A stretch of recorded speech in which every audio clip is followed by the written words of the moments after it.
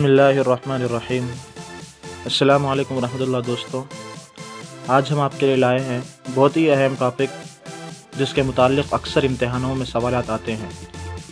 وہ ہے اردو زبان کا آغاز کیسے ہوا، تاریخی، تہذیبی و سیاسی پس منظر۔ یہ ایک تاریخی حقیقت ہے کہ کسی بھی زبان کے معرض وجود میں آنے کے لیے کئی صدیاں درکار ہوتی ہیں، تبھی جا کر کوئی بھی زبان ادب کا حصہ بنتی ہے۔ سب سے پہلے زبان کی تعریف جاننا ضروری ہے۔ زبان کی تعریف مختلف لوگوں نے کی ہے، لیکن سب سے بہترین تعریف وہ ہے جو پروفیسر گوپی چند نے کی ہے۔ پروفیسر گوپی چند نے زبان کی تعریف کرتے ہوئے کہا ہے، زبان آوازوں اور الفاظ کا مجموعہ ہے۔ اردو زبان کا آغاز 1193 میں جب مسلمانوں نے دہلی فتح کیا، وہیں سے اردو زبان کی جڑیں جا کر ملتی ہیں۔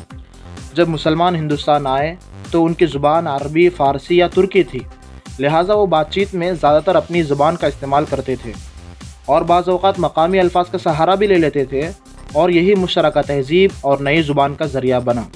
اسی زبان کو تاریخی پس منظر میں مختلف ناموں میں یعنی ریختہ، ہندوی، اردو معلیٰ اور ہندوستانی زبان سے بلایا گیا، اور آخر میں اس زبان کا نام اردو رکھ دیا گیا۔ تاریخ اعتبار سے اردو ایک جدید ہند آرائی زبان ہے جس کا تعلق قدیم ہند آرائی زبانوں سے بھی ہے۔ اس رشتے اور تعلق کی وضاحت کے لیے پہلے ہند آرائی زبانوں کا مختصر خاکہ ذیل میں پیش کیا جاتا ہے تاکہ اردو زبان کی حیت اور نوعیت واضح ہو سکے۔ ہند آرائی زبان کے 3 عہد مقرر کیے گئے ہیں۔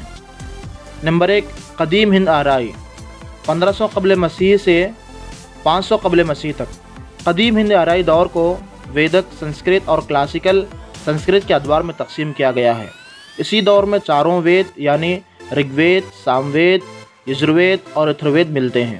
نمبر 2، وسط ہند آرائی، 500 قبل مسیح سے 1000 عیسوی تک۔ سنسکرت سے نکلنے والی مقامی زبانوں کو پراکرت کے نام سے جانا جاتا ہے۔ گویا اس دور میں بولی جانے والی پراکرت کی کئی قسمیں ہیں۔ اس عہد کی 5 پراکرتوں کا ذکر عام طور پر لسانی تاریخوں میں ملتا ہے۔ مثلاً مہاراشٹری پراکرت، مراٹھی زبان اسی سے نکلی ہے۔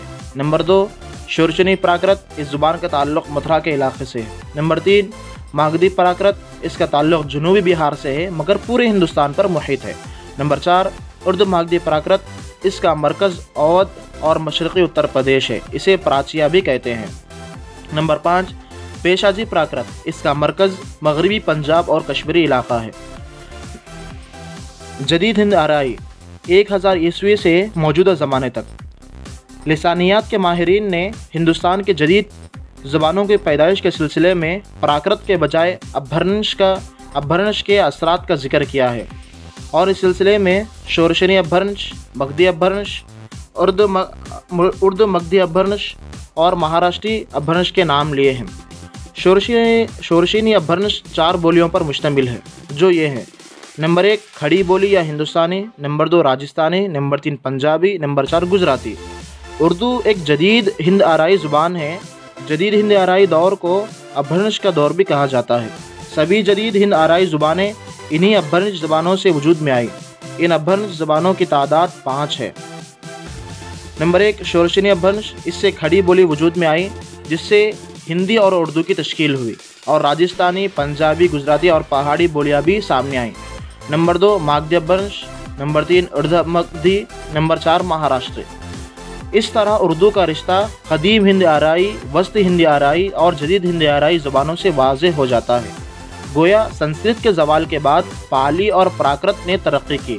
امتداد زمانے کے ساتھ پراکرت میں تبدیلیاں رونما ہوئی اور پراکرت کی جگہ اپبھرنشوں نے لے لی۔ پراکرتوں سے پیدا ہونے والی ان اپبھرنشوں سے مختلف جدید ہند آرائی زبانیں وجود میں آئیں۔ اردو اور ہندی انہی جدید ہند آرائی زبانوں میں سے ایک ہیں۔ اردو زبان پر سیاسی آثار۔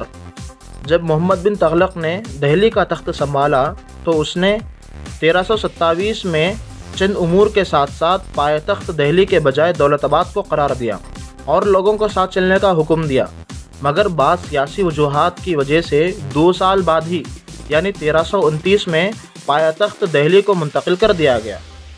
لیکن اسی دوران یہاں شمالی ہند سے جو لوگ آئے تھے وہ سب کے سب دوبارہ دہلی کا رخ کرنا مناسب نہیں جانا، چنانچہ ان میں سے بعض دولت آباد ہی میں رک گئے۔ لہٰذا جب شمالی ہند کے لوگ جنوبی ہند میں رہنے لگے تو وہ اپنے گھر میں تو اپنی زبان بول سکتے تھے، مگر بازاروں اور محفلوں میں انہیں جنوبی ہند کی زبانوں سے واسطہ پڑھنا ہی تھا، اور اس طرح اردو زبان کی مختلف شکلیں وجود میں آئیں۔ سامعین و ناظرین، ہم اپنے اگلے ویڈیو میں بہت ہی اہم موضوع اردو زبان کے آغاز کے بارے میں مختلف نظریات پر بات کریں گے۔ آپ نے اب تک ہمارے چینل کو سبسکرائب نہیں کیا ہے تو سبسکرائب کیجئے، کیونکہ یہ ایک انوکھی کوشش ہے جو آپ کے لیے بہت فائدہ مند ثابت ہوگی۔